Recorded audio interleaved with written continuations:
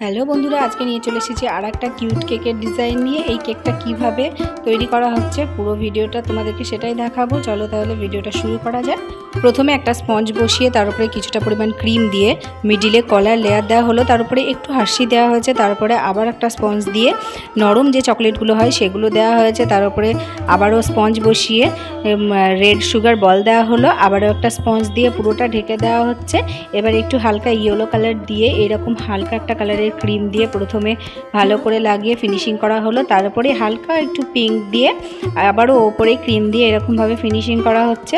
আর একটু ক্রিমের মধ্যে তোমরা পিঙ্ক কালারটা একটু বেশি করে দিয়ে মিডিলে এরকম হালকা হালকা দিয়ে আবার ফিনিশিং করলে কিন্তু এরকম লেয়ার চলে আসবে।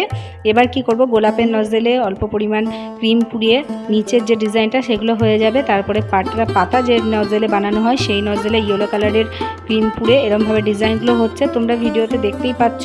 এবার একটা পাইপিংয়ের ছোট মুখ কেটে ওই জামার যে কলারের মতো ডিজাইনগুলো হয় সেগুলো করা হলো। তারপরে কেকের ওপরে যে ডিজাইনগুলো হচ্ছে এটা কিন্তু গোলাপের নজল দিয়ে হচ্ছে।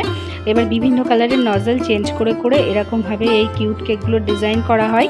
প্রচণ্ড ওভার ডিজাইন থাকে, এই জন্যই কিন্তু এই কেকগুলো দেখতে খুব সুন্দর লাগে। তোমরা ভিডিওতে দেখা অনুযায়ী স্টেপ বাই স্টেপ করলে কিন্তু তোমরাও বাড়িতে এরকম কিউট কেকগুলো বানাতে পারবে।